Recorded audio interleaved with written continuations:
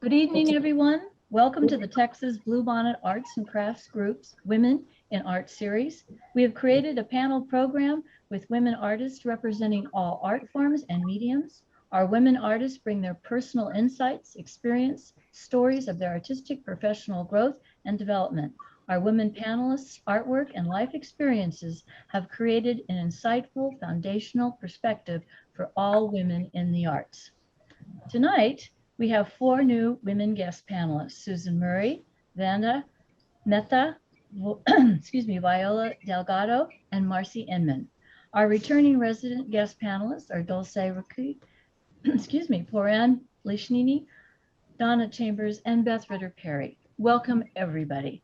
We introduce each panelist as a montage of their work will be shown. Each guest panelist will be interviewed about their work and their artistic background. All attendee guests entering the Zoom program will be muted and unmuted at the Q&A part of our program. We're going to get started this evening and meet Susan Murray. Susan is an impressionist artist using her palette to capture people, animals, and nature as she sees them in shapes and colors. Susan started her ingenious career at the age of 4 drawing on the kitchen floor. From those drawings, Susan has created an amazing art career as an artist, a galleryist, and art program developer. Susan was on the governing board of the Monterey Peninsula Arts Foundation in Monterey, California for years, developing art classes, events, community art programs, and teaching art. Susan was an active board member and teacher with the Irving Art Association. And Susan is my co-developer and team partner in the development of the Texas Bluebonnet Arts and Crafts Group. Welcome, Susan. Thank you, Michelle. As a young artist, who and what inspired you to create your paintings, techniques, and style? Well, I think the first person that inspired me was my father, but he also had an added to that: don't make art a career, make sure you have a profession, because you can't live as an artist. Long. Yeah. When I moved to Carmel, and she became my mentor and my muse and my best friend, and she pushed me to diversify, to try everything. Mm-hmm. And so I think I hold her as the person that inspired me the most. Okay. In your art journey, what medium of art became your favorite? I have to say pastels. Okay. I knew nothing about pastels, but I had to take a class. Mm-hmm. I wanted to host this class. So I did. And right after the class, because there's always tourists in Carmel, right? Mm-hmm. Somebody bought the portrait that I did. And I figured, well, okay, if I can sell it, I'm going to do it. Yeah. Then I turned that into my love of animals and started doing the animal portraits. Well, what were some of your more difficult moments in making people aware of your art and talent? Well, the time that I was doing art in my young life, it was the fact that nobody took women artists seriously. It was always, well, you better get a husband to support you or find a job. That's why I went into business, and the university was not for art classes, but to, find a profession. Mm-hmm. But as I think as it went on, as time has gone on, women have broken in more to it. But that was my biggest stumbling block when I was younger. And that was the fact that I was a female. Mm-hmm. Would you like to talk about your paintings? You want to start with your owl?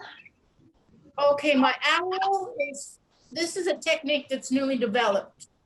One of our friends, Sharon Giles, and I were looking through YouTube and discovered a thing called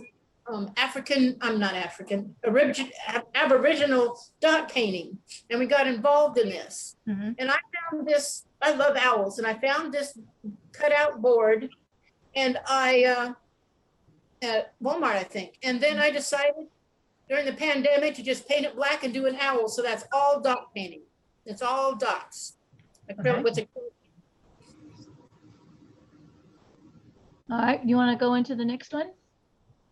Okay, I chose this one because this is all new pastels. Mm-hmm. And it's a commission that was done of the firstborn foal of a friend that lives in Waxahachie. Mm-hmm. Is that right? Waxahachie? Huh. Okay. And the next one? This is something I did for a show, the winter show. And I've taken this because this is all different pencils and ink. Hmm. And just white pencils, white ink, white pastel pencils, colored from a colored pencil box, and white ink and white gel ink for the highlights. I'm assuming it's a wolf. It's a wolf. Okay. I love the expression of the wolf. Ah, okay.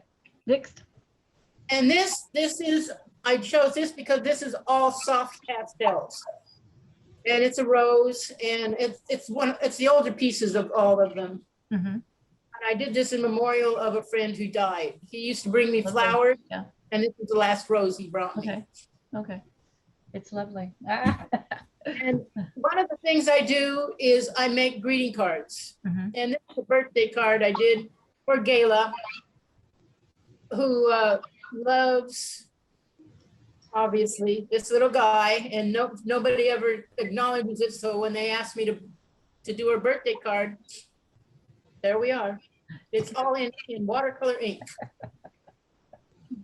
Well, Susan, not only have you are a very accomplished artist, you've been very involved in art associations and community art and creating awareness of art in your community. What are some of your proudest moments?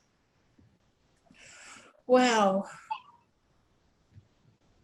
I think, wow.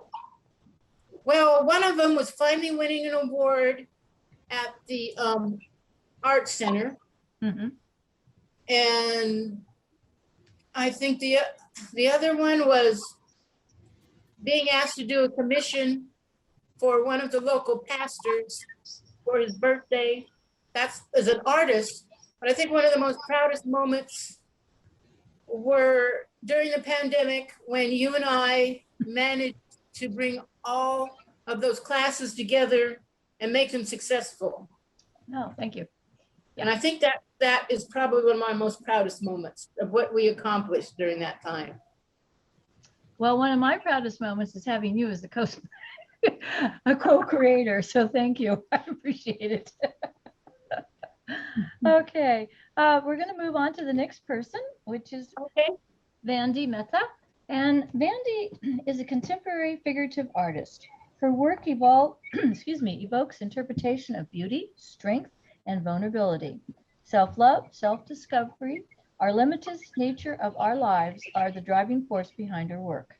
Vandy became a full-time artist in 2014. She pursued her art career and education at the Milan Art Institute.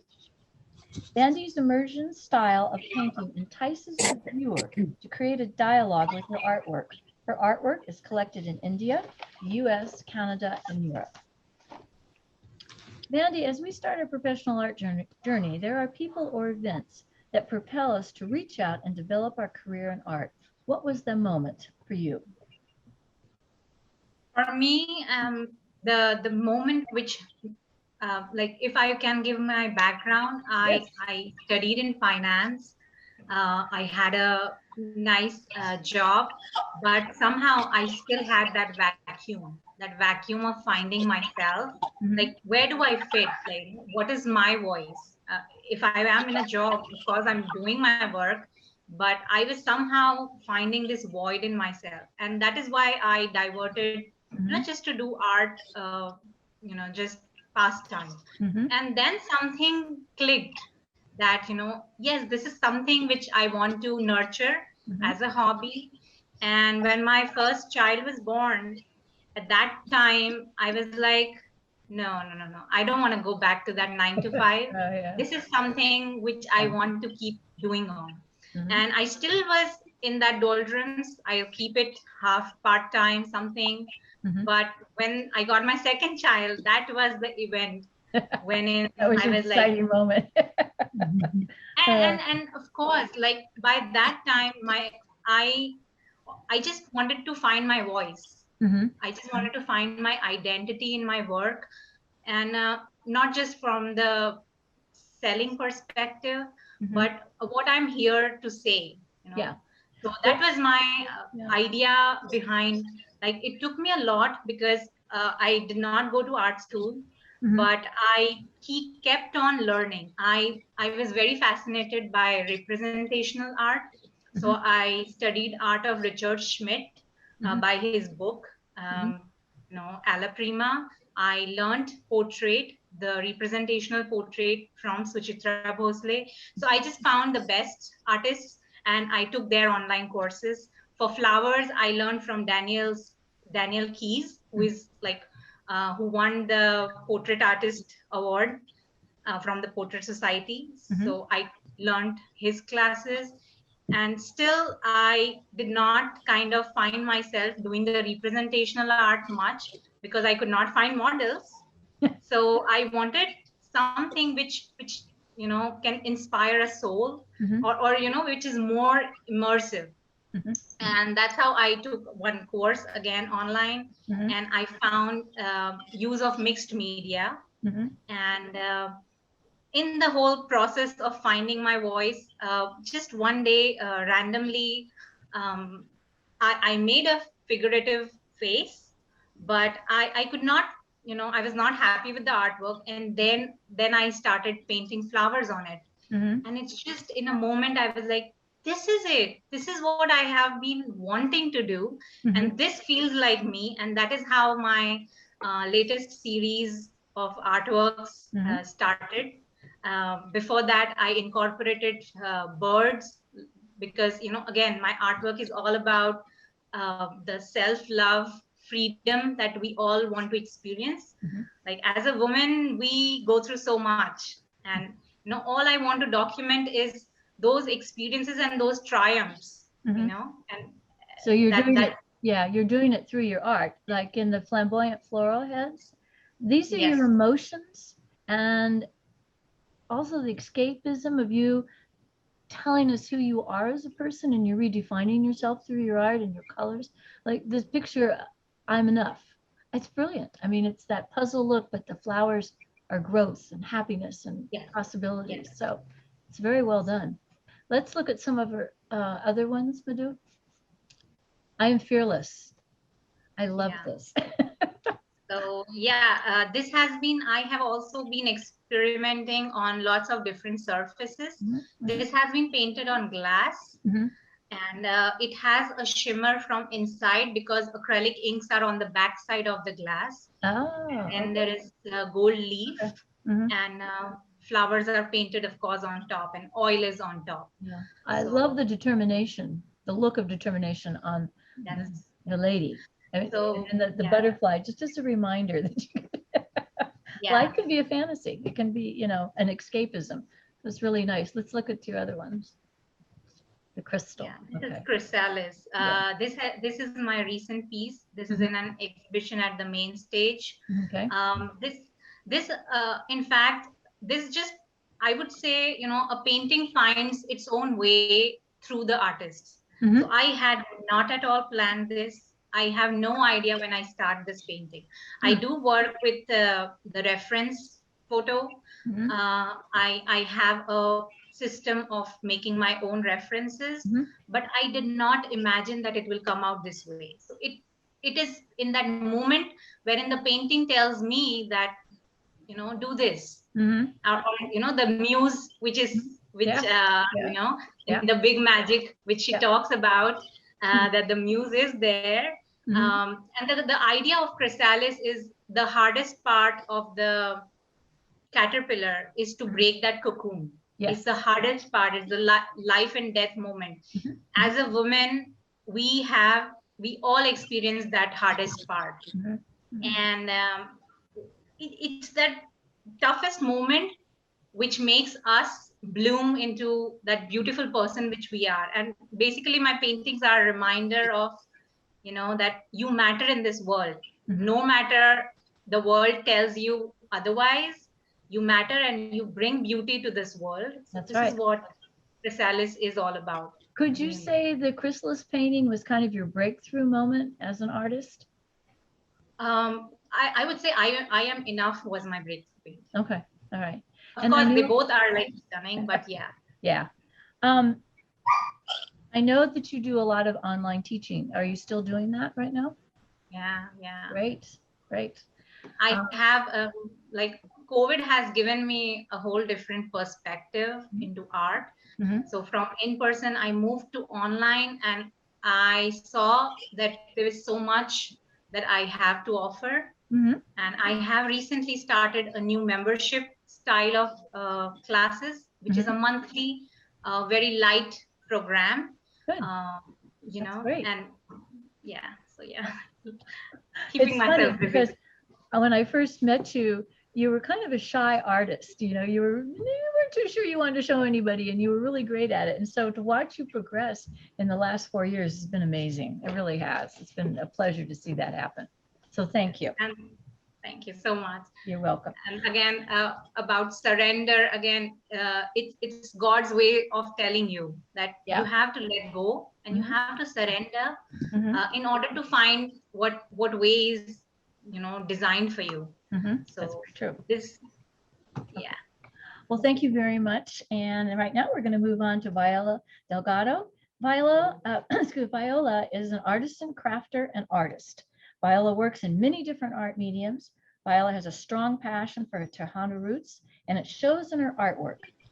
Viola has created pieces of public art for the DFW Airport and DART, and this is so amazing. Viola, would you like to talk about your sunflowers? And Oh, sure. Yeah. I was asked to do some work for DART, which this piece was for the Lake June. No, take that back. That was Rowlett Station. Mhm. I don't know if everybody knows where Rowlett is, but it is a little town east of here. And being that I grew up in South Texas, we saw a lot of sunflowers, and that was my mother's favorite flower. And one of the things that was funny about this was when I decided to do this was really to pay homage to my mom and my dad, because my mom said that she liked sunflowers, and one day when she had one of my siblings, my dad wanted to get her flowers, so he went along the railroad track and cut all these flowers down and brought them to her, so, and all the nurses were laughing. They said, where did you get all those, but anyhow, it was homage to them. But they're done in Byzantine glass. And they also wanted flowers that grew in that area in Rowlett. So some of the ones that were there I happened to have been doing this when it was season for flowers to be growing. So I took advantage of that. So yeah, that one is in the platform of Rowlett. Wow. Do you have to put some sort of special protective coating on that? Or it has some on it when it comes from the factory, because one thing about Byzantine glass, or this company, I don't know if it all does it that way, but this company comes out of Cuernavaca, Mexico. And what they do is they will not cook the glass until you decide you are going to buy it. Oh, wow. So it had to go through all the loopholes. But one of the things that they do is they put a protector on it. Okay. And it has lasted for, I don't know, what is it? We're going on 6 years maybe. Wow. And it's still pretty good. It's held up pretty good. It hasn't chipped or, and people, sometimes put out cigarettes on top of it, or they, whatever, they spill things. And I think this one might be a little dingy, but yeah, it held up pretty good. And, the one at the airport, there's one at the airport, which is not a flower, but that's what got me started on tile. I was not a tile specialist or anything like that. Oh, So I was very shocked to have been asked. Madhu, do we have another? Yeah, there we go. Yeah, there's one that's also at the same station. Okay. I think I sent some other ones that also, one thing about me is that I'm not like a realistic painter. So it was kind of difficult for me to do things like this. It was a big challenge. Vandy, speaking of challenges, these were big challenges for me. These are small. These are only like 6 feet, but the airport one is, I believe it might be 30 feet. Wow. Or 25, and they might have cut it down to 25. What part of the airport is it in? It is in Terminal D, and it is gate 8 through 10. Oh, okay. It's mostly when you travel out of the country, you see it there, and it doesn't have flowers. Okay. It has No, it's blue just- hands. Yeah. Yeah, I don't know. Yeah, and that was homage to my father because he was a blue collar worker, and he and my mother always wanted to travel, Mhm. you know, and he'd only been on a plane once in his life, but he wanted to travel. And then when he was able to, my mother got ill, so they never really got to travel like they had planned. Oh, okay. So I thought, well, what else to do but to have him at the airport all the time? It's a good reminder of trips that never were. Yeah, I got blue hands on it. Yeah. Okay.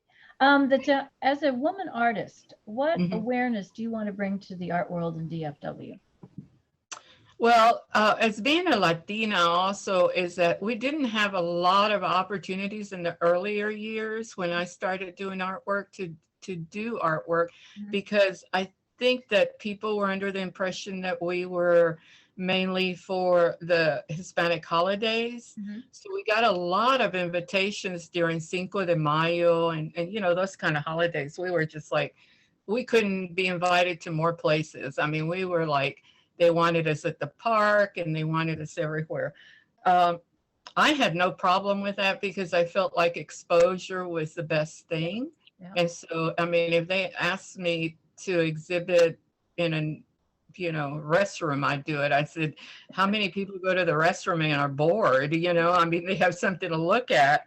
So, and so anyhow, the awareness was that to do those things, to be able to develop into doing this kind of work, Mhm. you know, where you have a little bit more freedom to do what you want to do. Mhm.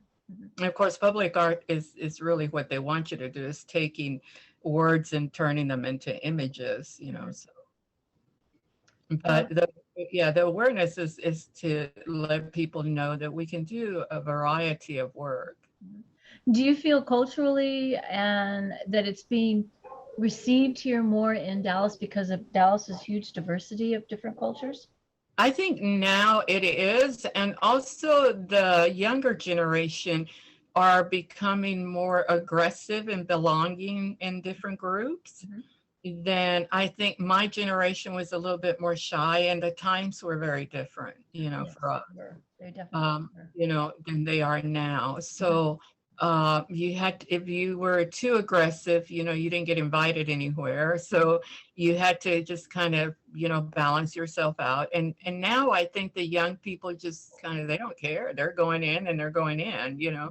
Right. And their work is not as representational of Latino as probably it was back then. Mhm.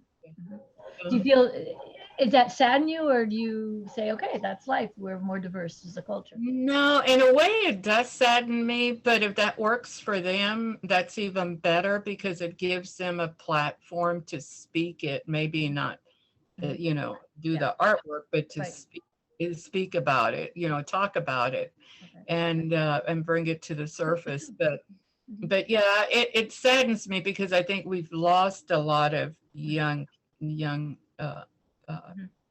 adults to our artists to a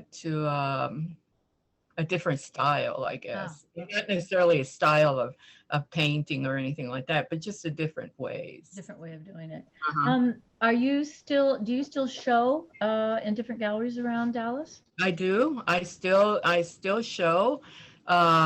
I actually right now I'm working on a piece that is going in a courthouse, two pieces that are going in a courthouse in Oak Cliff, and one of them will be a medallion, and that will be 10 feet in diameter, and it'll be about the Trinity River. Oh, wow. Wow. and the vegetation around there. And the other one, and it's also in Byzantine glass. And the other part to that is a triptych that will be a painting Mhm. that I'm doing, and it'll be 24 feet by 6 Wow. feet. Those are big. But I did it in a triptych where they can, move it around if they want. Each piece will be able to stand on its own, or it can come all together. Wow. Do you have people help you with this, or do you do it all yourself? Because those Well, I actually designed the medallion, okay. and I do a painting of it. I don't know, but can you see? I can't Yes, see we can myself. yeah. No. Okay, Got it, that's a sample of it. Okay, yeah. Cool. and so they take that and then they put it in a they make the glass for it and all the pieces. When I get it, it's in 12 inches by 12 inches, so Ah, it's so there. you put it And together. so then I just get tile people to come in and do it. Oh, okay. Cool. Yeah. So, and then the painting, of course, I do it myself. I actually have it on a wall in my living room. I'm doing one at a time. So, Wow. And then they install Yeah. it for you. That's amazing. and then I have to get installers. Yeah. And to put it up. Well, keep us posted. We'd love to see it. Yes. And Yeah. send me information because this is exciting. This is part of Dallas. This is part of the history. And Oh, yeah. And of course, the Latino Cultural Center is right there. So, yeah. a lot of work. If people get an opportunity to go, any of y'all get an opportunity, stop by there. We'll do. We'll do. Yeah.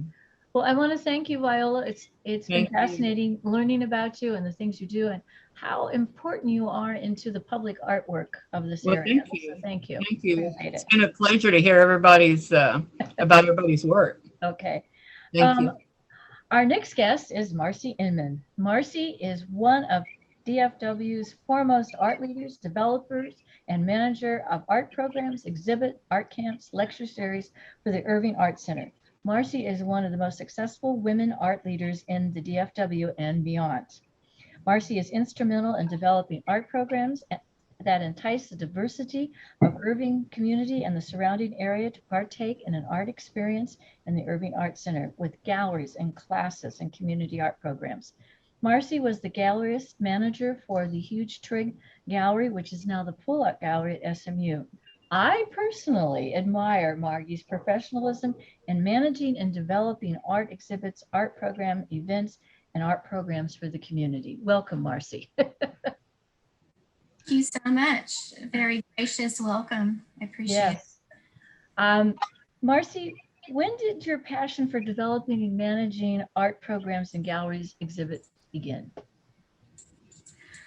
Well, I have to say, probably pretty early. I was fortunate enough to travel to Europe in high school for a people-to-people program. Ah, yes. And then spent a semester abroad in Rome. So at a very young age, I visited some of the greatest museums in Europe. And I fell in love with museums and with the artwork and with the architecture and just with the ambiance of being in those magnificent, really sacred places. Yes, there we are. And having that communal experience with people looking at art and just having the realization that this is the creative, expressive epitome of who we are as human beings. This is our legacy. This is our way of connecting and communicating through the ages. And then when I did my graduate work at SMU in art history, I was just in heaven, being in these wonderful seminars and lectures and having incredible professors. And the Meadows Museum at the time was actually inside Owen's Art Center, or the Owen Art Center. So, literally I could just walk down the hall from a class and go into the Meadows Museum. And so it's just there with museums and art from a very, very young age. we're looking at some of the programs that you have designed and presented at the Irving Art Center. Would you like to kind of tell us about the art and water sculpture for those people who aren't familiar Yeah, with it? sure. So I thought I would start us on the exterior of the Art Center. We're in the sculpture garden here, and this sculpture is a piece by James Searles entitled Starflower. And James Searles is a Texas artist. He's been in Colorado now for almost 2 decades, but he is a Texas native and had a large studio and home outside of Houston for many, many years. And this piece was originally designed for the sculpture garden when we started construction back in the mid-90s, but we weren't able to actually commission it until around 2000 or 2008. Oh. And James was so patient, and I was so persistent. We finally managed to gather up all the funds to commission this really important piece. It's petals are bronze. The spirally body of it is made out of stainless steel, and it literally looks like it's dancing on the water. It's really beautiful piece, and his work is found in most major museums in the United States. In fact, the Amon Carter right now is featuring the installation of one of his pieces now. Interesting. So yeah, really proud that we were able to do. It's a beautiful piece. And it has such magical powers when this photograph really makes it seem like it's coming out at you, which is really different and nice. I like it. Yeah, it's got a great dynamic feel. Yes, it does. Yeah. It really does. Okay, then, all right. I know this is the inside of the Irving Art Center. Would you like to? Yeah, sure. Yeah, if you wouldn't mind going back one slide, please. Yeah, there we go. We're in the main gallery. And in 2016 and 2017, we helped present and mount this international juried competition of, well, it wasn't really a competition. It was a juried show of contemporary Islamic art by artists all over the world, responding to Islamic philosophy, literature, poetry, music, art. It was really a stunning show. Really fun project to work on for 2 years. Again, artists from all over the world. Okay. Would you like to go to the next one? Here we go. Billie Holiday. So, I remember this. Yeah, this is a good one. Yeah, that was a fabulous exhibit. We're back in the main gallery again. This is a Smithsonian exhibition. This show was about 70 large prints of photographs that were taken of Billie Holiday just a couple of years before her death. She was doing a gig in New Jersey.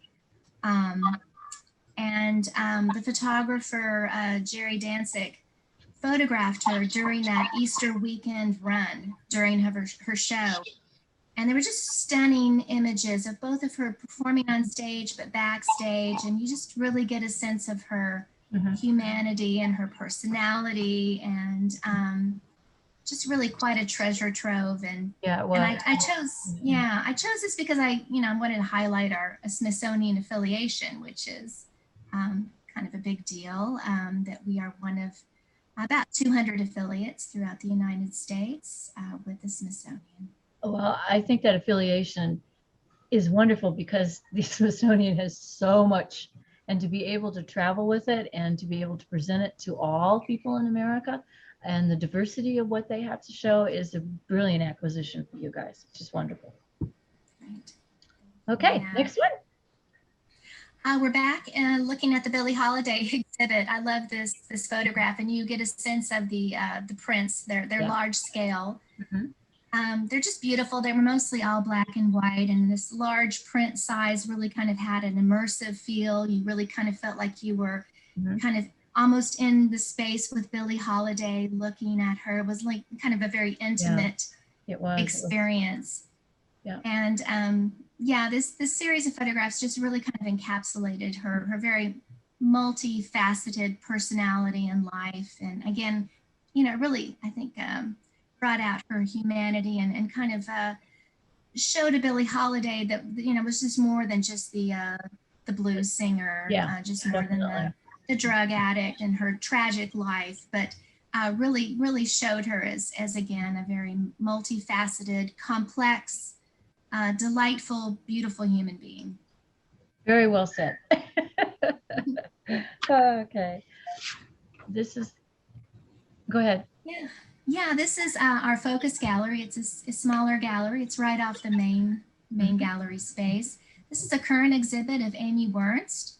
She is a Dallas-based painter, and it's a selection of portraits of elderly women that has been her subject for the last few years. Okay. And they're really beautiful. Some of them have a looser style. Some of them are very realistic. Some of them are like hyper realistic. Every single wrinkle and strand of hair. But they're all just really fascinating studies of these women who are not, they're not personal contacts or friends or family. These are women that the artist has seen, you know, out and about, different museums, her travels, half-price books, Quilt Expo, but she's photographed them, and she really celebrates their beauty, and really kind of honors that life experience and that richness of how long is that going to be up? Because I've yet to get over there. Oh yeah, it's up through July 10th. Okay, good. All righty. All right, the next one. And I will say we have virtual tours of our galleries in our physical spaces. We have virtual tours that you can access off our website. So that's kind of a nice development again. Yes, it is. Yeah, absolutely. Through the pandemic. Yeah. Madhu, you want to keep going here? Well, I just want to point out the previous slide. Oh, I'm sorry. That is one of our docents on the left, a really tall gentleman with the gray hair, speaking to this group that has both adults and young people. He's one of our docents, and this is an exhibit from a couple of years ago over in our Carpenter gallery, an incredible installation all about bees and honeybees and extension, matriarchal societies and the role of bees throughout history. But I'm really proud of our docent program. These are individuals who are interested in art, and they train and they offer tours to school groups, adult groups, really kind of help extend our work into the community. While the program also offers us a great opportunity with outreach with these docents and the way that they can participate in the Art Center. Okay. All right. Yeah, this photograph, the woman to the left with her arms crossed, the bob and the glasses, that's Roz Chast. She's the famed New Yorker cartoonist and author, and incredibly witty, intelligent, fantastic cartoonist. We brought her in a couple of years ago. We worked in conjunction with the library with the Big Read program. The book that year, the focus was, can't we talk about something more pleasant? The gentleman there is holding a copy. And that book is a graphic novel. It was about her experience taking care of her parents as they were aging and declining, and dealing with all those issues. Very poignant, but very funny. We had an exhibit of about 100 pieces of her work from her various cartoons from the New Yorker and books. And she came and spoke, and I loved meeting her. And that was, the second or third time that we've partnered with the library. All right, I think we've done it. I know this. This is, yes, this is every year. Yeah. Every year we showcase artwork by Irving ISD students K through 12. We devote about 8 or 9 weeks in our main gallery and part of it in the focus gallery, showcasing this incredible artwork by kiddos, from age 5 up to 18, 19. And it coincides with National Youth Art Month. And, it's wonderful to showcase the work of these young students. It's an incredible opportunity to bring their families in to the Art Center, and just a really long-standing collaboration and community project. It's a wonderful, wonderful project. Yes, we know this one too. Yeah, speaking of community projects and bringing lots of people, Yeah. our holiday open house, an annual event. We have a tree decorating competition. We have more children's artwork on the wall. We have a different theme every year. We have a big celebration. Right now you're seeing people gathered in the main gallery listening to the Irving Chorale sing Christmas carols. And it's just a wonderful evening of bringing the community together and of the community participating and being a part of it and making it happen. Yes, that's very Not true. just being, passive consumers or onlookers, but they help make it happen. Yes, they do. And the way you organize it is very interactive, which makes it fun. While we're on that subject, you've been involved with the Art Center. Has led you to experience cultural diversity in an area of developing programs through the community. What do you feel is the most important quality of community art programs?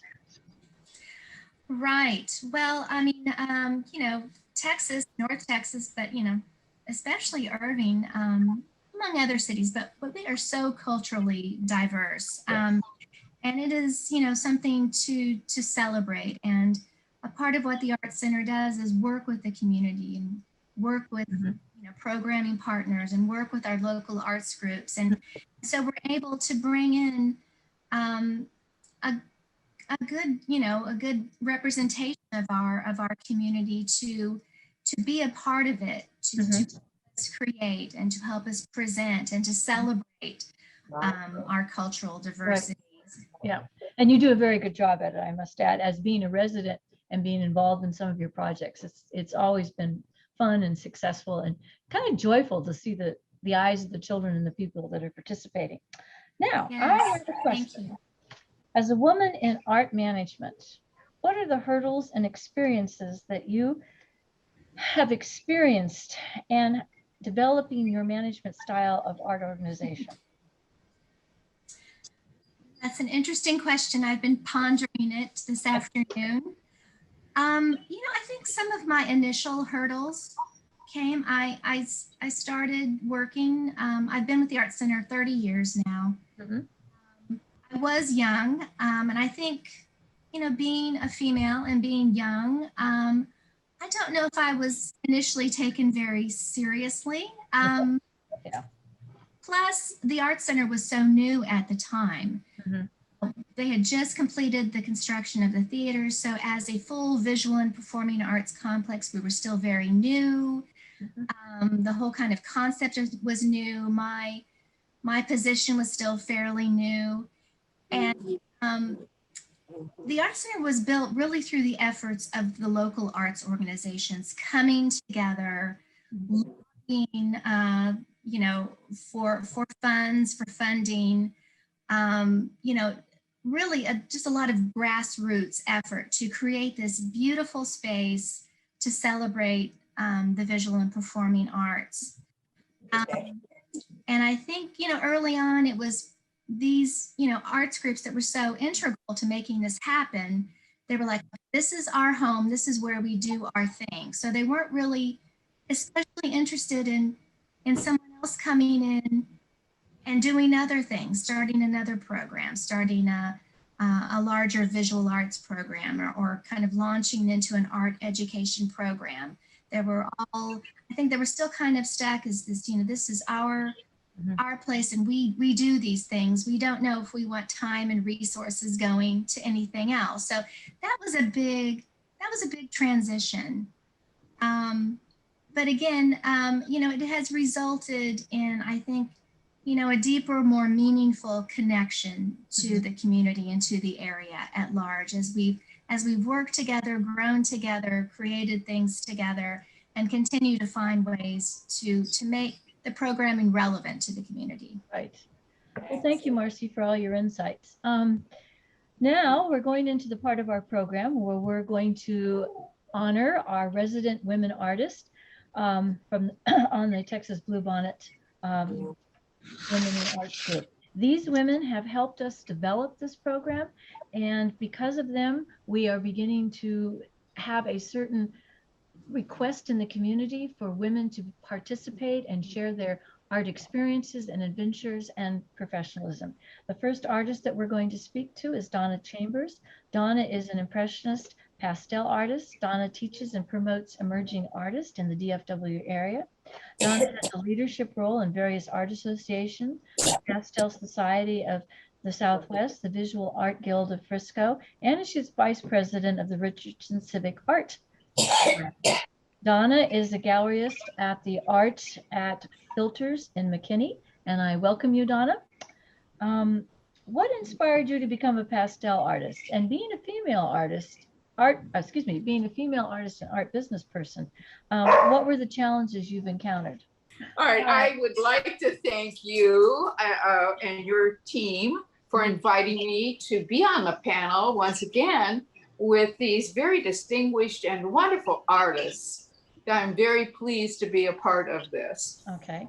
Donna, I'm going to ask you again, what inspired you to become a pastel artist?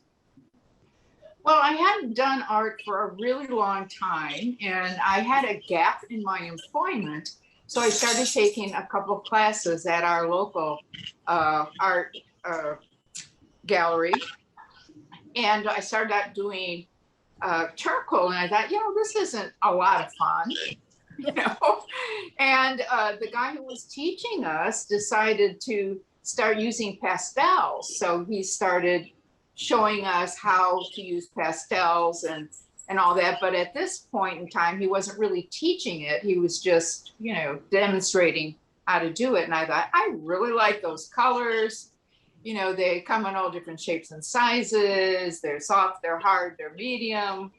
And I kind of slowly went into it with the hardest pastels, and then subsequently now have some of the softest pastels, which I love to finish an art piece, because if you put on the soft too soon, you'll cover up all the sandpaper that is holding the pastel on. So you start with the hard and then move. So that's how I started into it. And I really love them because of the colors, because of the vibrancy. And they do kind of have a crystalline look to them when you're finished. It's the way that they're made, because they're particles of pigment. So a pastel looks a lot softer than the same painting would with any other medium. It's softer and sometimes a deeper color. Also, you don't have to put them away at night. You don't have to clean them up. You can leave them out. So that part's really fun. Well, I love the red, blue, yellow bouquet. That is quite exquisite, the way you've done that. Can we look at some of the other ones? You want to talk about this is one of my more recent ones. You may remember that not last year, but the year before, there was a bumper crop of flowers in California.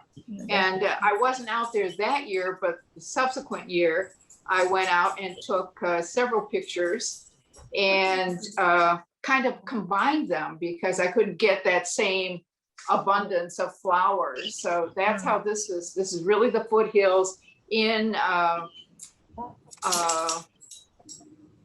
Carlsbad? Of course, now I can't think of the name of it. The foothills in Carlsbad, just above Temecula. Ah, Temecula. Yeah, okay. Yeah. Yeah, it's great. All right, do we have another one? Ah, this one I love. Yeah. Yeah, this one actually started out as a lot more white flowers, and then I just, as I went in, as one of the other artists mentioned, the art kind of takes over and you end up doing what it wants you to do. And so that's what happened with this piece. It started out one way and evolved into this. And I've been very pleased with the colors, and I've gotten a lot of compliments. Yes, it's beautiful. I love the purples and the yellows. It's just refreshing and fun. Good picture. Okay. Well, Donna, I want to ask you, because I know you are also a galleryist at art gallery at Filters. As a businesswoman and a galleryist, how do you choose your artwork? What makes you decide what painting, what piece of pottery, what photography, what jewelry you would like to show in your gallery? Two things. One, if I really, really like it, if it speaks to me, if I have that very visceral kind of, wow, this is really great. And the opposite is when I actually am not pleased with it. I don't think it's something that is very pleasant. It's not, it doesn't speak to me in terms of traditional art. Then I say, you know what? Let's see what other people think. You know, that just because I'm not drawn to it doesn't mean that there isn't a market out there, that there aren't people that will enjoy looking at that while they're having their coffee. You know, it's so I do that two things. I really, really like it, or let's say, I'm not going to say I don't like it, to say I don't have the education to understand it. Being a female artist and art business person, what are the challenges that you have encountered? Well, I think one of the other artists has said it also, not being taken seriously, not thinking that have the kind of talent. Women especially don't get the promotion in art. They don't have people following them as much as the traditional male role models do. And I think we're coming to a point, as seen by some of this wonderful artistry that we see today on this show, on this panel, that things are evolving for women in ways we could never have thought of. It's very true. It's very, very true. So that women are involved in all different aspects of art. We're not just the little woman sitting at home doing a Sunday afternoon painting anymore. We're literally throwing ourselves into whatever medium that we love the best and creating some wonderful things. Yep, that's very true. Thank you. Okay, our next guest is Poran Lashnini. Poran is an international artist who has combined her personal understanding of Persian Iranian art to become a master of this artwork and technique.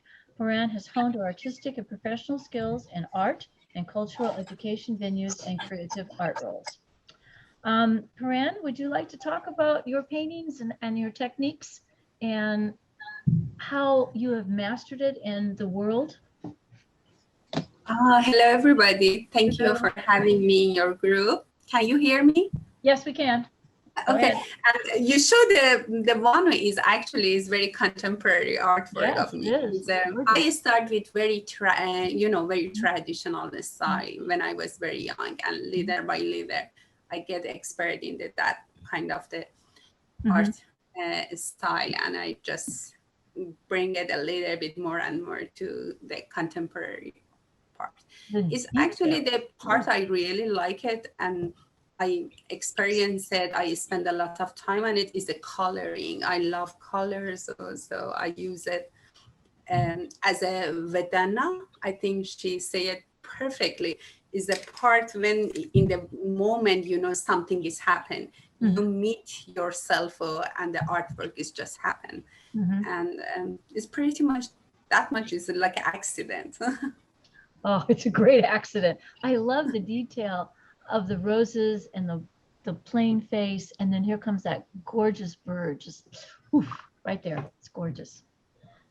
It's the three things is just fascinate me in the paintings, whatever painting I'm doing. The one is the flowers, the second one is the butterfly or birds, and the fishes. I really love this kind of the thing to play around with it instead of human, to be honest. Yeah.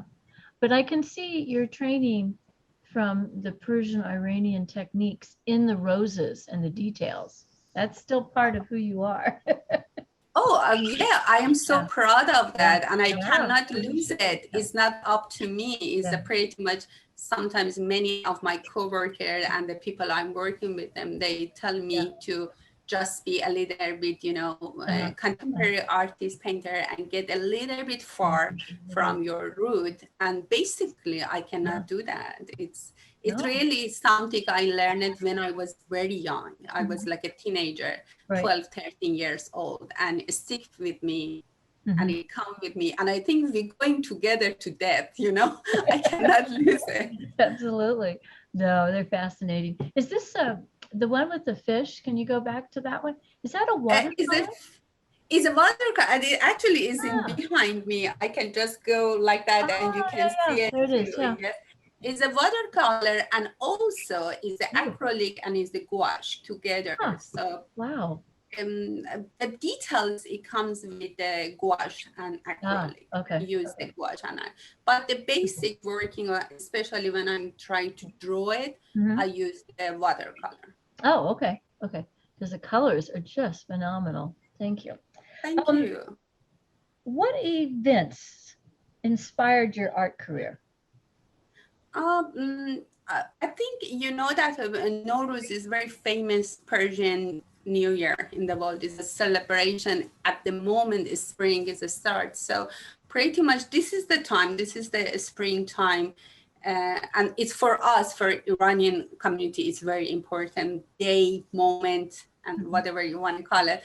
So pretty much I try to show it with the two things I really love, birds and flowers, and it's kind of the dancing together. And whatever I'm doing, it should be is like a circle. You can see it, you can feel my brush, it goes to just moving like a circle. And is a celebration of Bahar or Nowruz. As a woman, oh, this is beautiful.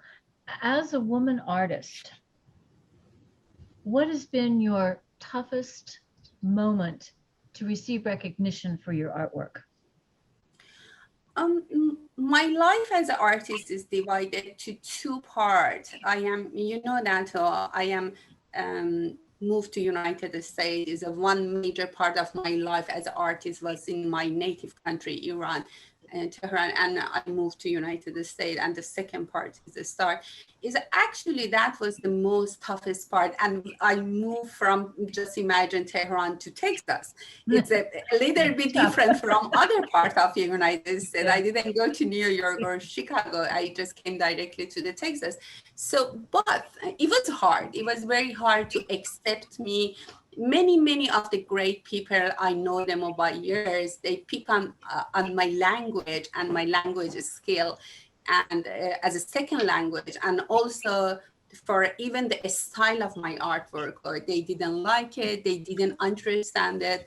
I remember one time I was one of my artwork in the National Artwork for Women in 2010 is accepted as one of the 10 best artwork.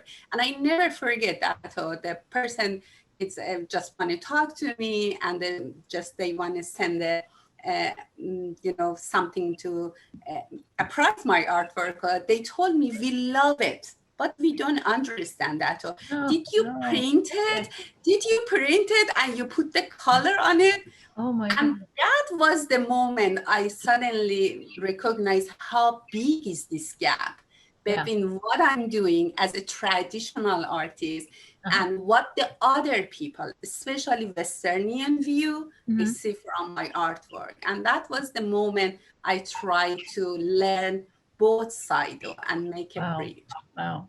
You've done a very good job. Thank you.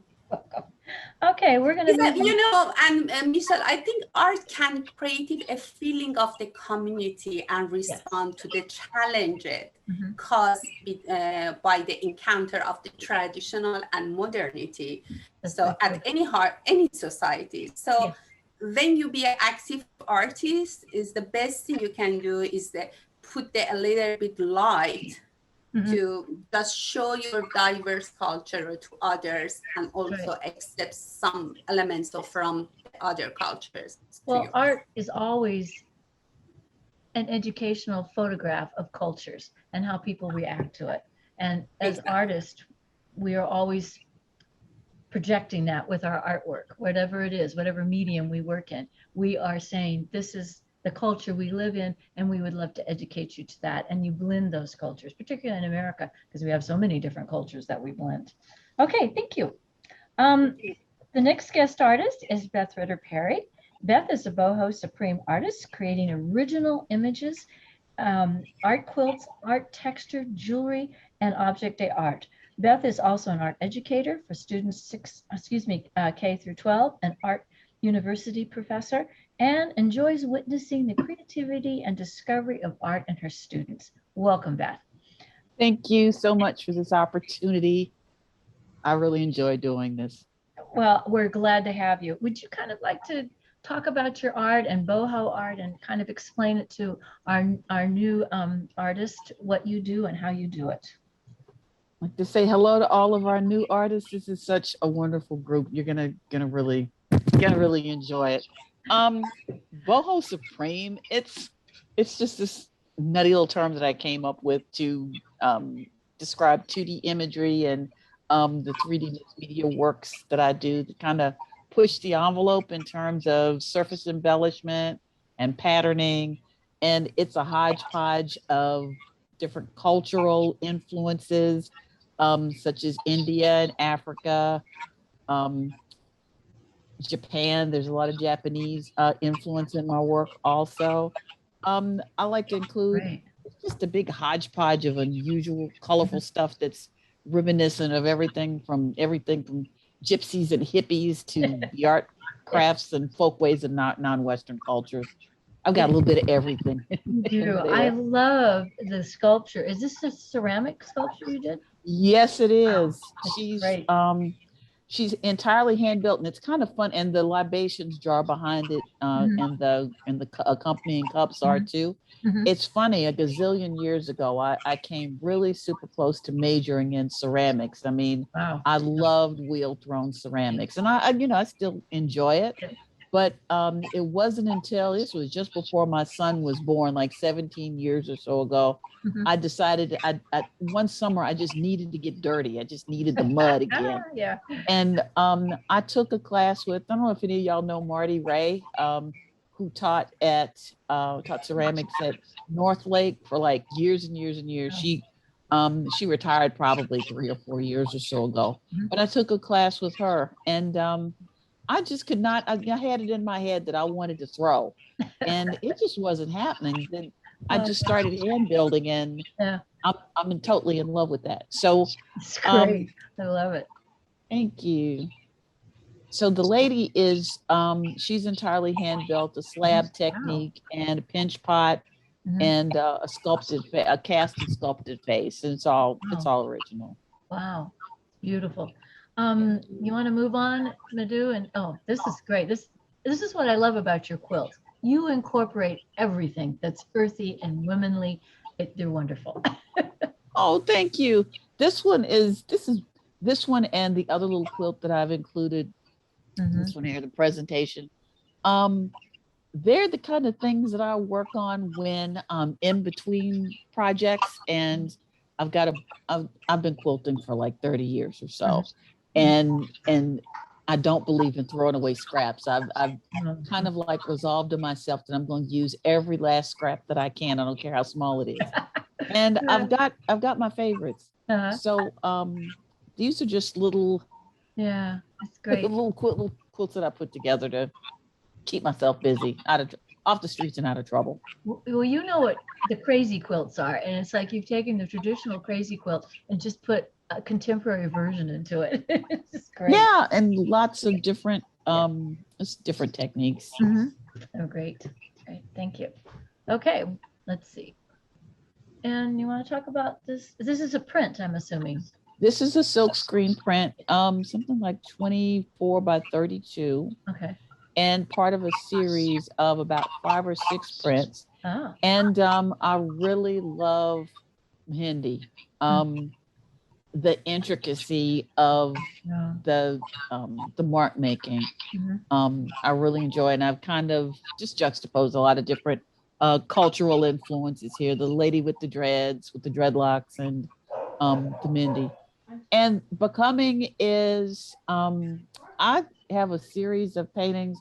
It's probably like 6 or 7 of them from a series that I did in the 90s when I was living in San Diego that is called Shards. And they're all odd shaped canvases.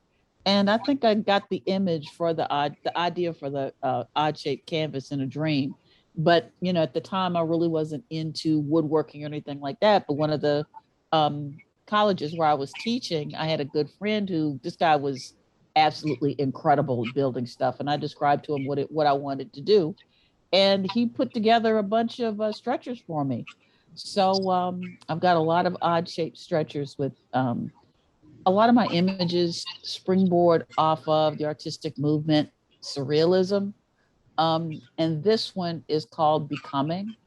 And it's kind of based on the idea of how we as women transition from, you know, babies to developing into young women. And it looks on the surface like a mother and child type image. And in a sense it is, because the woman is holding, in essence, herself, her own spirit. She's nurturing her own spirit, her own destiny, if you will. And that's why her eyes are closed. She's kind of visualizing it all while cradling it close and near and dear to her. And coincidentally, the baby with her fingers stuck in her mouth, that's my niece. That's like the first picture that I got. That girl's almost 30 now. But that's the first picture that I received of her from Tennessee, and I'm like, I got to do a picture. Well, I got to include Chelsea in there somewhere. It's really beautiful. Thank you, Beth. What were your most inspirational moments in your self-discovery as an artist? I'm always finding inspirational art moments. I think my most recent ones have been digging through those scraps of fabric and yeah, with the little bits of, I like the challenge of that. Yeah. I could appreciate that because I'm an old quilter, if you will. So I'm always picking stuff up. I mean, I don't go into any fabric store or, you know, thrift store and go like, oh, no, okay. Right, because you know you have to get at least an eighth of a yard of it, or you're going to regret it. Absolutely. But it's funny because I was going through one of my old stashes the other day, and I started doing a double wedding ring quilt when I was like, maybe 20. Yeah. And that was a long time ago. A long time ago. And I found like an eighth of a yard of this fabric from it. So I'm like holding on to that real precious. Yeah. So I don't know what I'm going to do with it yet, but you understand. You're a quilter, you get it. I'm ashamed to say how old some of these bits and pieces are, but I'm loving it. Yeah. Kind of going off subject, when we were spending one summer going over to Martha's Vineyard on the ferry, and there was this lady who was a quilter, and she had all of her strips, and she was putting them into a braided rope, and then she was making a rug out of them. And that's something I hadn't seen in a long time. And I thought, well, the down story of that is I came home and did that. 7 years later, I finally finished it. So hey, I'm like that with Hexies now. I'm sure you've been to the quilt show in Houston, and I went with a group from in Frisco one year and sat next to a lady who had all of these little Altoid boxes. And can you imagine Hexies? The size, yes, that would fit inside an Altoid box. And she said she was in the process of making a king size quilt out of it. And right. And I looked at her like she'd lost her mind. Yeah. And then I said, well, how are you doing that? She said, well, I invite a bunch of friends over. I buy a lot of wine and I bribe them. I'm like, hey, do whatever works. But that's been a while. So I hope she's got it. Textiles is all about women. Women created the usage and the communication and the language of textile. I don't care where you go in the world. Yes. Textiles are a huge part of who we are as women. It tells us who we are, to be honest. Comes down to fabric, dude. Yep, always comes back to fabric. We paint it, we sew it, we do all kinds of things. We beat it, we embellish it, we do whatever. Right, yeah. Right. Yeah. And it says so much of who we are as women in our culture. So thank you very, very much. Okay, moving on. And the next person is going to be Dulce Ricu. And Dulce, her artwork and art demonstrations have been a part of the Texas Bluebonnet Arts and Craft Group. She has helped us with meetups. She has been part of Spotlight. She is an inspirational artist. We enjoyed having her and all of her input. And she does amazing things with art in an impressionist way. Hello, Dulce, wherever you are in my thing. Well, first of all, thank you very much for inviting me here. Thank you. I'm an honor to be among all these great artists. Really. They are amazing. They truly It's an are. honor for me. Dulce is an expressionist artist who uses her palettes of shapes and colors to capture people and nature. Dulce has developed distinct technique and style in her artwork. Let's look at it. And Dulce, I want you to kind of tell us the stories of your artwork as we see it. We'll start with roses. Well, this I use watercolor and ink. Wow. And I use U-book paper. Mm-hmm. I like, personally, like many of you said, I am an intuitive person.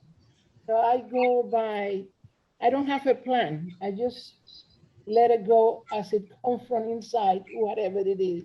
Mm-hmm. And I like the, you know, the movement. I like the,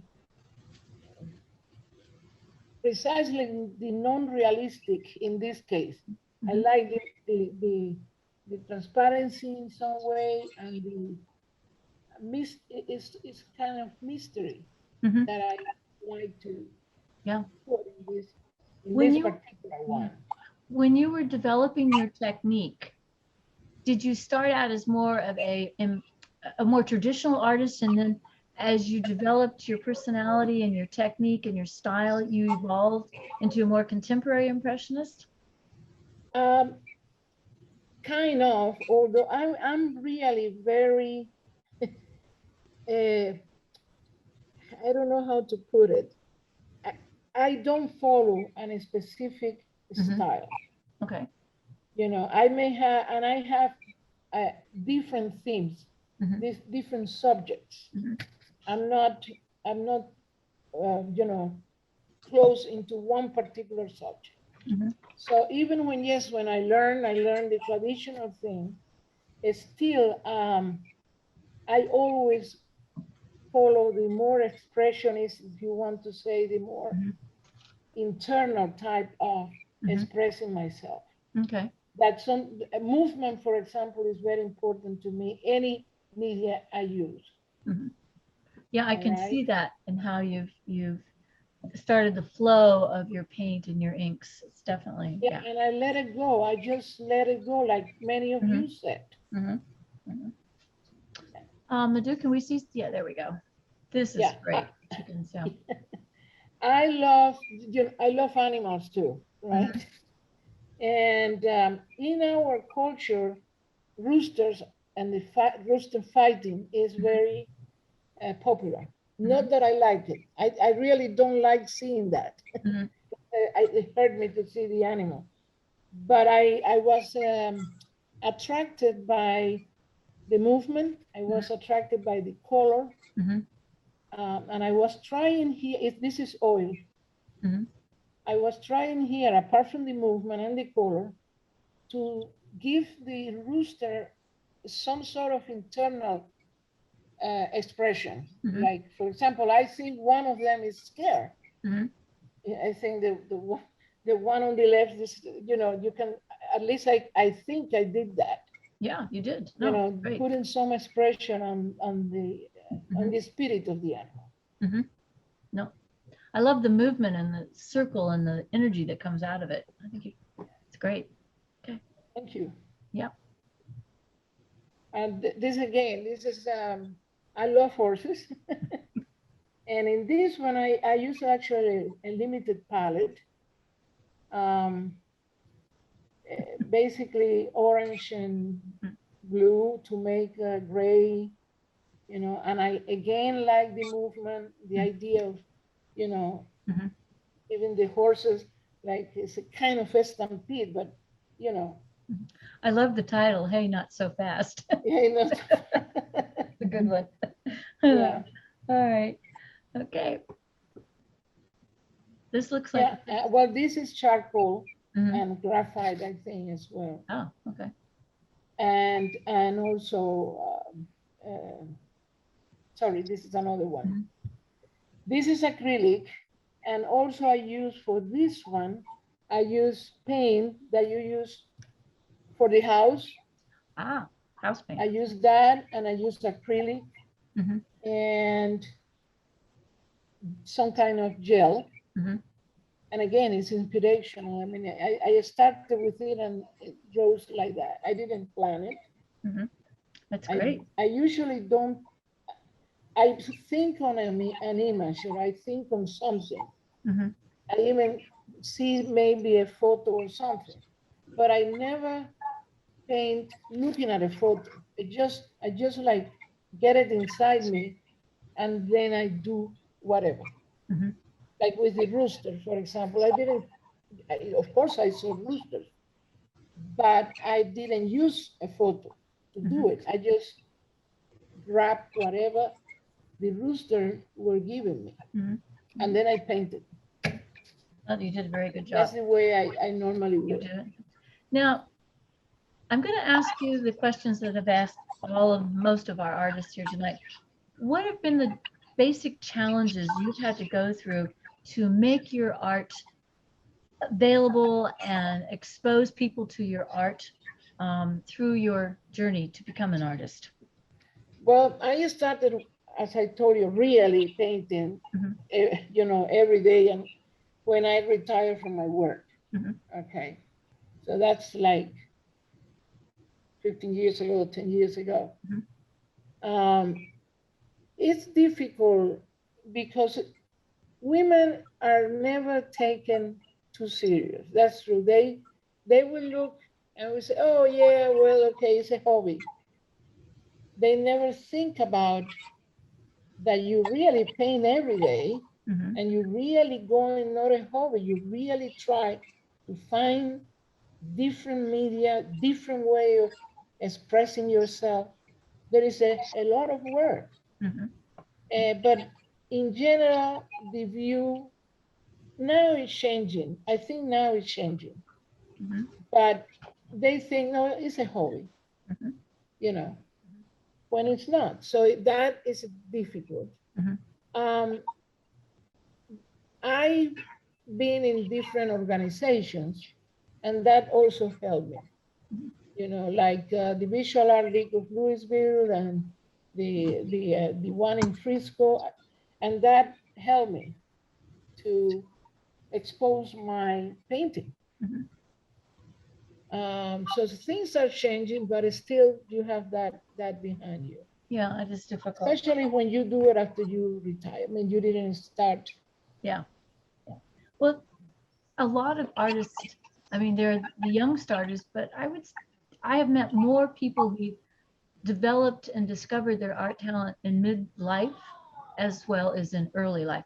But the thing is, I think all of us inside were always artists, but we just didn't have the space or the time to determine what we wanted to do with it, because life gets in the way of what we do sometimes. But I think all of us, going back to Susan Murray, when she was drawing on her kitchen floor, I think that we all had moments like that in our life. But, did we pursue it at that time? No, we pursued it later on, or we pursued it, in middle age. And some of us are lucky enough to start very young and do that. So yeah, there's lots of things. Well, lady, we have come to the end of our panel discussion. And I want to thank all of you for participating. And we're going to go into the question and answer part of it. And here we go. We're all on screen. I'm going to ask you one question at a time, and I want everybody to think about it. And then we're going to discuss what your personal feelings are about the question. I'll start with, how have women artists through the years created art styles and techniques that have broken traditional barriers of acceptance and exposure in the art world that you personally identify with? Who would like to start? Don't all jump at once. I'll start. Okay. Go ahead. Okay, I thought about this question, and I really lean towards, and this is going to sound so off the wall, but that's okay. I really lean towards the work of Elsa Schiaparelli, who was a surrealistic fashion designer, and also the work of Faith Ringgold, and of course women who deal with fibers and fabric. Again, it's like all roads lead to that for me. And I like them because they really stepped outside the arena of expectations in terms of taking for familiar objects and imagery and just presenting them in an altogether different way. And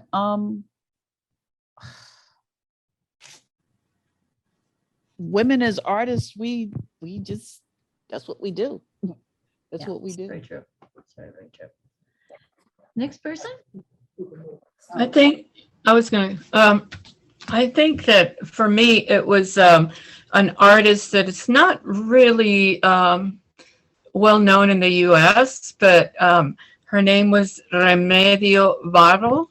Yes. She was just, I mean, to me, when I discovered her, it was just, it's like I had discovered an old soul, you know, that was my mate or something, because she did more fantasy and dreamlike and is it alchemy? Is that the word?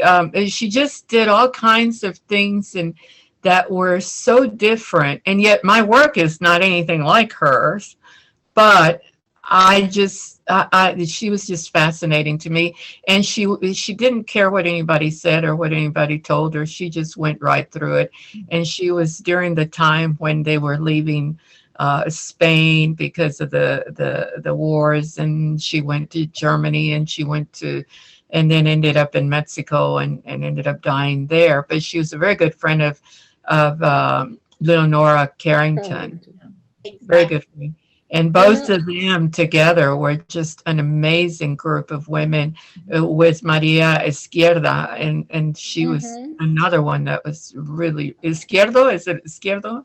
It was another fascinating. So those type of women that you don't read about very much and you don't really hear about them, but they broke barriers that has gotten us here. You know, they weren't quiet women, but we don't hear about them too much. Yeah, and I must say, because I do love Remedios Varo a lot, and also was a kind of inspiration in a way. But if you look at it, she wasn't popular. I mean, nobody really knew about, not many people knew about her. Even today, you mention her name and people don't know. And she's great. Yeah. So fortunately, you know.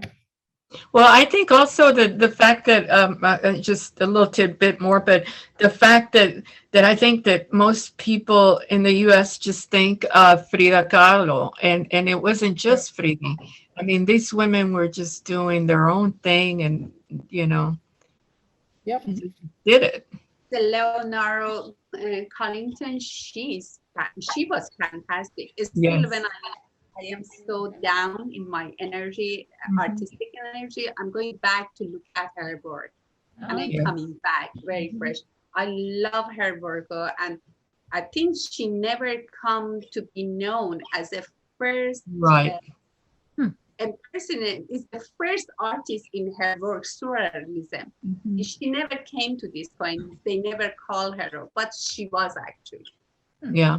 And they were trailblazers, you know, I mean, they just broke ground everywhere, but nobody paid attention to them. I think you'll find that there's a lot of women like that from, I'm going to say 1890s to about 1956. They were behind the scenes creating that exposure and that entry level for women all over the world, because it just wasn't there until that time. And it took about 100 years for us to sit here today and say, oh, wow, look at all these other women that we don't hear about, but they're really instrumental in opening the doors of discovery of technique and style that we would never have known. Susan, do you have anybody that you identify with as breaking? Oops. I think she said. Okay, Vandy, do you have any ideas? Yeah, I was, of course, like my work is greatly inspired by Frida Kahlo, like it's very evident. Her story, her idea of finding herself, and of course that. But apart from that, I happened to visit the Georgia O'Keeffe Museum in Santa Fe, and I was really moved by her story.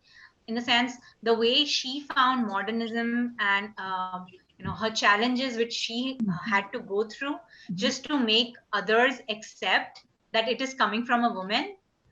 Okay, the kind of how she developed that abstract vision from a real flower. She made an abstract flower, but people were, there was a resistance. So her story was something, when I saw her works, I had never known about her, because I'm not into, I've not read art history, but I was really, really inspired by her style, her vision, and how she came through as a confident, and in her time, it's pretty long time, but then I was really moved by that. Okay, Marcy, do you have Yes, I have several actually. And, Leonora Carrington is the one that came to my mind first. I think it's so funny that many of us had mentioned her. I mean, her work is just so beautiful and strange and dreamlike. And she was, she many people don't know who she is. She's not one of the foremost known surrealist artists, but her work has stood up over time, obviously. Lee Bontenko, who was a sculptor. She used canvas and mail bags and welded steel, and has made these incredible sculptures that kind of have these dark orifices in them that kind of look like black holes, and they're just very powerful and very kind of strange and otherworldly. Frida Kahlo, I know she's, everybody knows who she is now, and maybe, she's maybe overhyped, but, her work, it still stands up, and her story and the way she incorporated the hardships and experiences in her life. And I think for every person that discovers her, every young artist or young art historian who discovers her work, feels that jolt, feels that connection. Yeah. It's still very, very powerful. Lee Krasner, Jackson Pollock's wife. Yeah.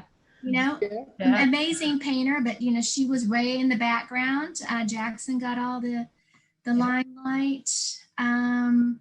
Agnes Miller, beautiful, subtle line drawings. Incredible work. Sally Mann, Diane Arbus, photographer. Yeah. I'm drawn to artists, female artists who made work despite all their difficulties and their situation in life, and maybe giving way to their spouse's fame or career, but made art because they had to, and oftentimes making art of dark and difficult subjects, and kind of looking to outsiders as well. I think maybe kind of reflecting their sense of being an outsider.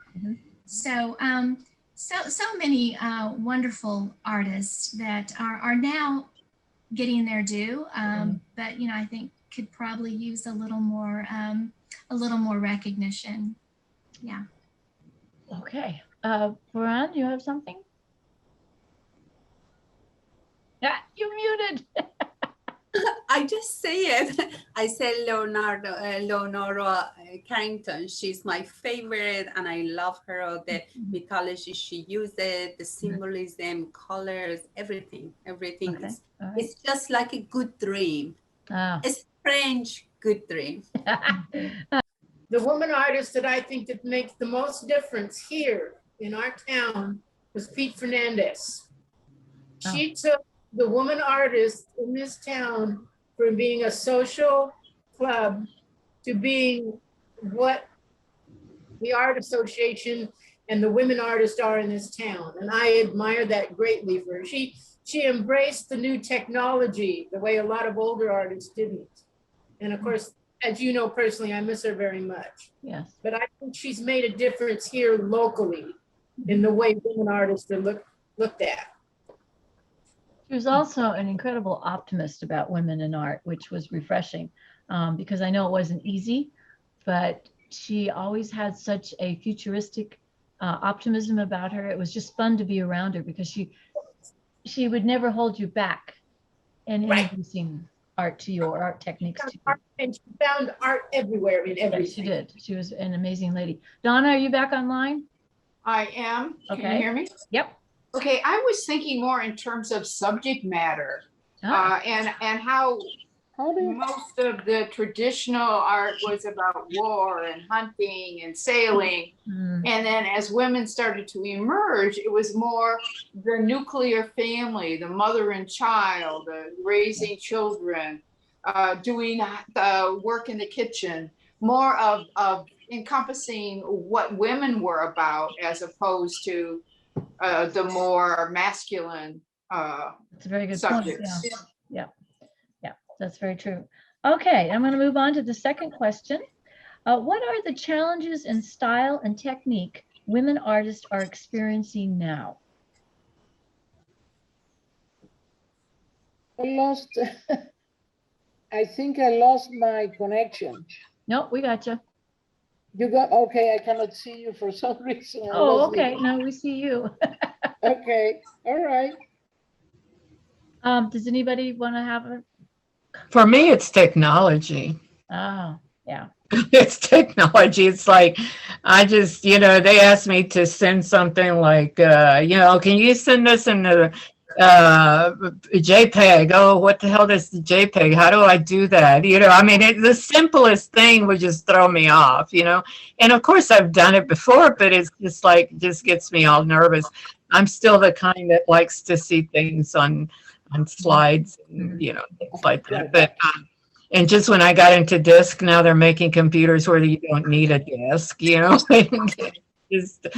just crazy to me. It goes too fast. It goes too fast. Yeah. That's very, very true. And it's just going to get faster, unfortunately. Yeah. So you have to jump on that wagon or you're going to get left behind. Is what happens. Very true. Does anybody else have any comments? Vandy, do you have any comments? I'm like Viola in the sense, not necessarily that they throw me, but the amount of new techniques that you could use now, software type of techniques. That's and it's difficult to get into. Like, I'm trying, but it's difficult. It's something like it still doesn't. Yeah, it doesn't.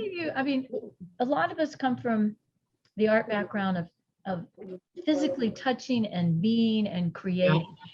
And with the technology, there's that transfer to creating it on a computer that can be just as good, but for a lot of us, it's that touch, that feel that seems to be disappearing. And I haven't done it enough to know that, it's going to balance out.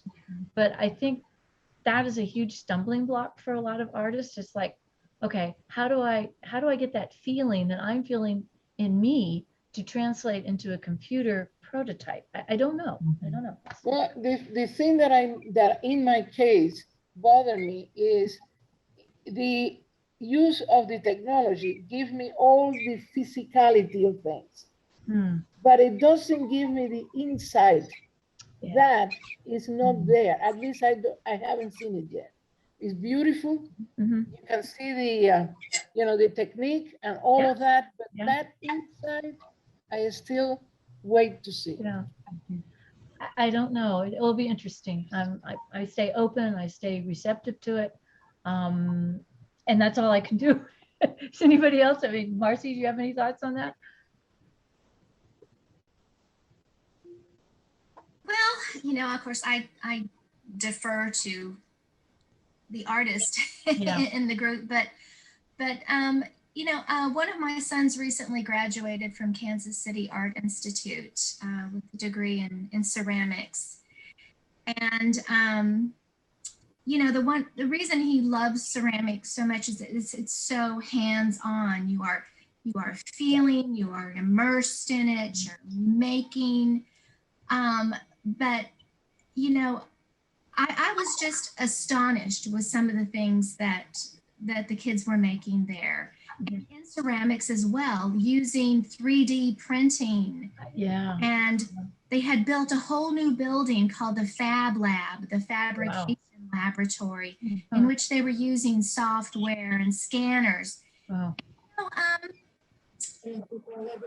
it's not that it's taking it away so much from the artist and from the artist's hands. They just seem to be different tools and different ways of kind of thinking, making. And I think, of course, but there were also students, that were doing animation and, everything on the computer and digital artwork. But just kind of this melding. I mean, you still have to have the human mind. You still have to have the human heart, the human imagination. I mean, I think it's just an interesting time. It's an interesting evolution. It is an interesting evolution. Do all of you feel that as we're evolving, we still have to keep the traditional techniques of our art, whether it be the fine arts or, photography? We all took art classes somewhere in our history. And if I didn't know the basics of drawing or painting or watercolor, would I be able to do this new technique? I think it's essential. I think it's don't essential know. that we hold on to some semblance of the quote unquote analog or old school way of doing things, because I was having a discussion with a colleague whose main thing is photography, but everything is digital. And, just on a lark, I said, well, do you all ever do Van Dyke? Do you ever do, blueprinting, sun printing, anything like that? And he kind of like drew a blank for a minute. I'm like, oh, okay. It's like the difference between, and I got into this discussion with someone who is a recording engineer. We got into this whole thing with the difference between the sound of vinyl versus the sound of digital. Dude, there is no comparison. And there's like, don't get me started. But you know what I mean? It's really essential that we hold on to some semblance of knowledge of the old ways of doing things, because you need something to scaffold on. Young people have to know. It's essential that it's essential that they know. Yeah, I agree. Where it all began. Yeah. And again, just a little, I don't think the soul is there. That's why I don't. The soul, see. yes. Yeah. Yes, that is essential. I agree. Yeah. That's essential. Yes. I'm sorry, I get carried away with this background, and you can code anything. You can code, but how do you code the soul? Hey, That's yes, right. yes, yes, yes. Something to think about, ladies. I think it loses something. It loses something because of that, It's like the difference between doesn't have that and wax and vinyl. And I think, am I just an old lady who's ready to go forward? And another thing that I learned, another thing that I learned with my age is that everything comes back. Maybe a higher level, but everything comes back. It does. It does. I could, if I can add, I just became artist 7 years back, but honestly, I can say that I am only artist because of this digital technology. Else, I would not have known.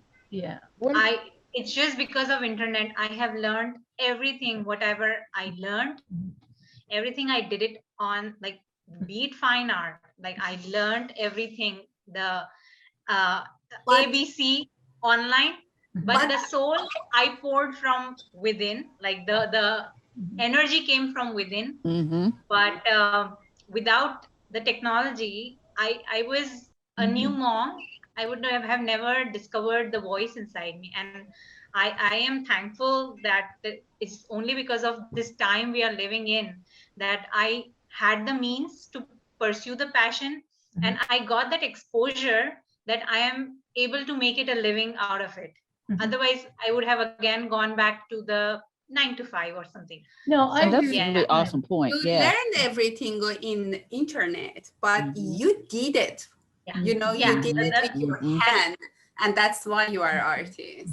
That energy and that soul has to be woven. It's all you have to woven in, like you have to weave it. Just put your hand there. Yeah, exactly. Now the internet. There's nothing like walking into a studio and having that smell, whether it be clay, whether it be Oil paints, whatever. Yeah. whatever it is, it's like, oh, I'm home, you know. That's us. It is true that Like an attic, you know. I just like to true share that the one of my internet. Sorry. story about the paintings. Believe it or not, I don't know, but sometimes in this studio, in this desk I am here, I working in the one painting and I leave it maybe 10 o'clock at midnight and I'm leaving, and tomorrow morning when I come back to this room, the painting is different.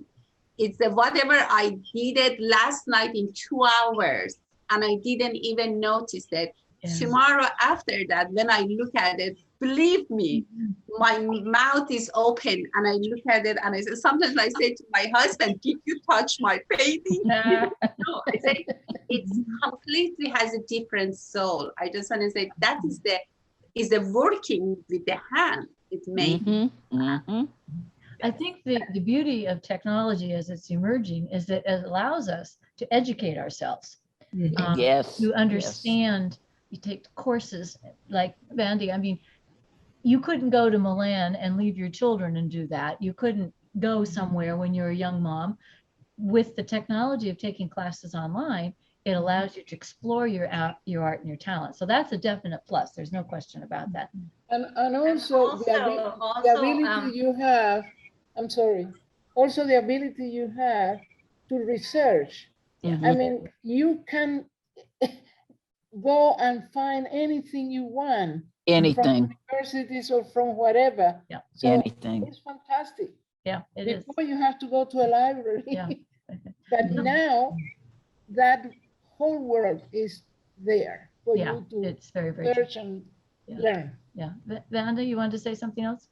Yeah, so just adding to Puran's thing, like the painting which you see here, I made it at 4:30 a.m. in midnight.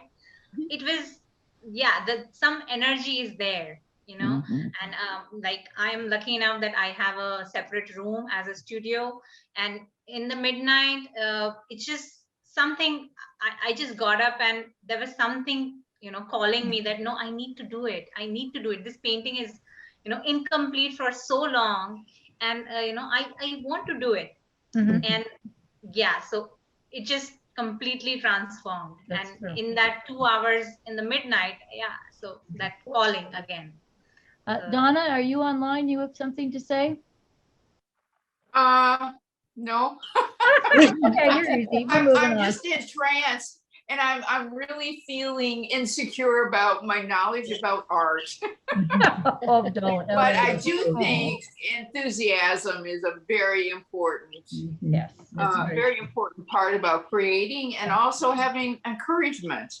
You know, having someone in your life that encourages you, that either it's a relative or a teacher, someone who can pull you out of that fear that you're going to make a mistake or people are going to laugh at you, you know, and that is another big thing about technology is you can do things at home, watching a YouTube thing, and no one is going to judge you.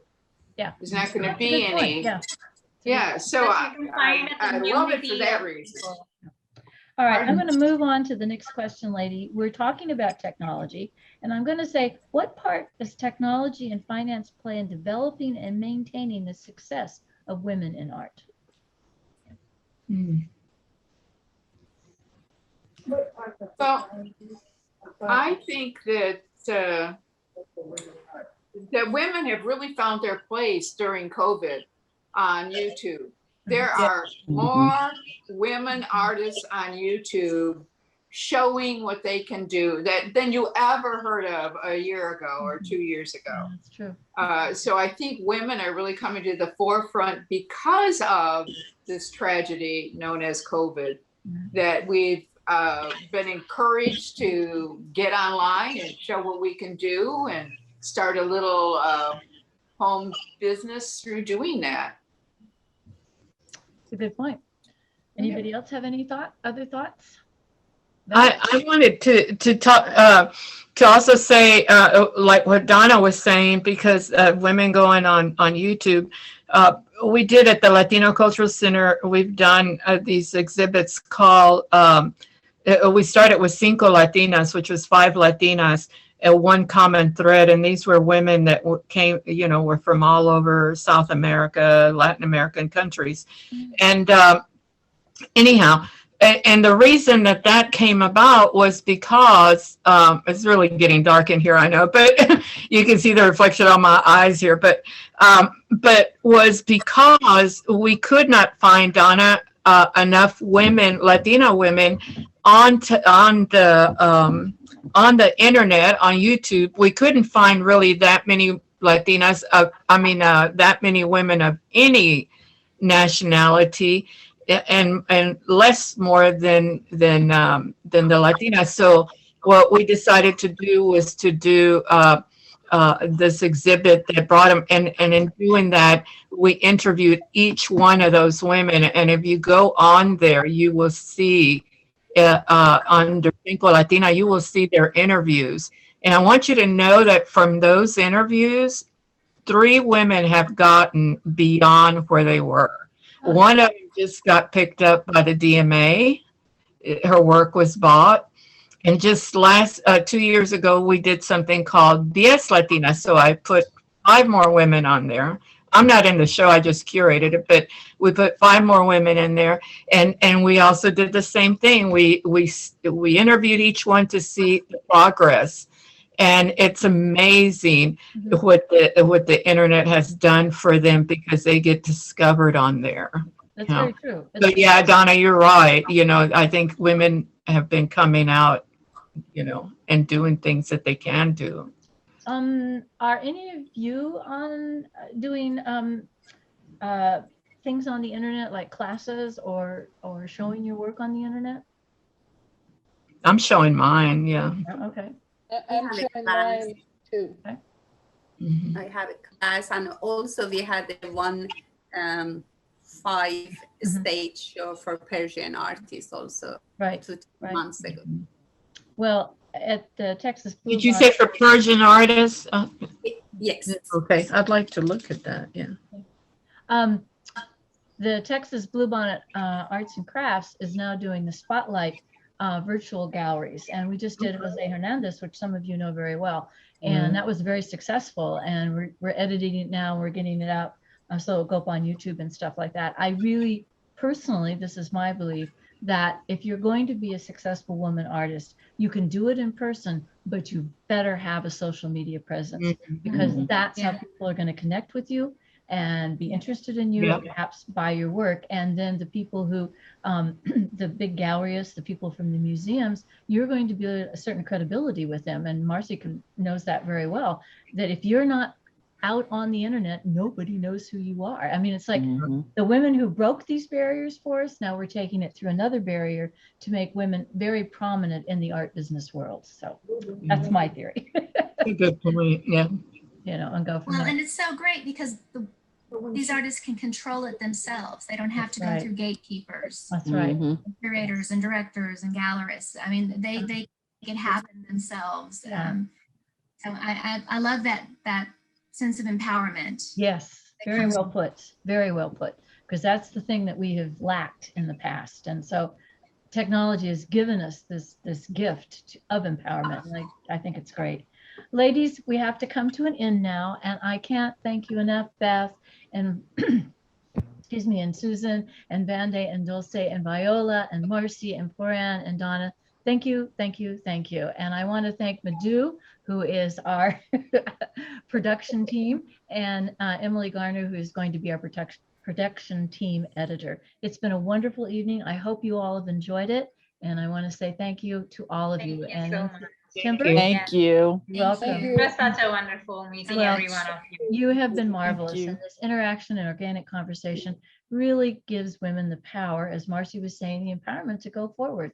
And it's just a wonderful thing to be part of. And I look forward to doing it again in September, and the call will go out. So everybody have a lovely evening, and thank you again. Thank Thank you. Thank you. Thank you. Bye-bye. Bye.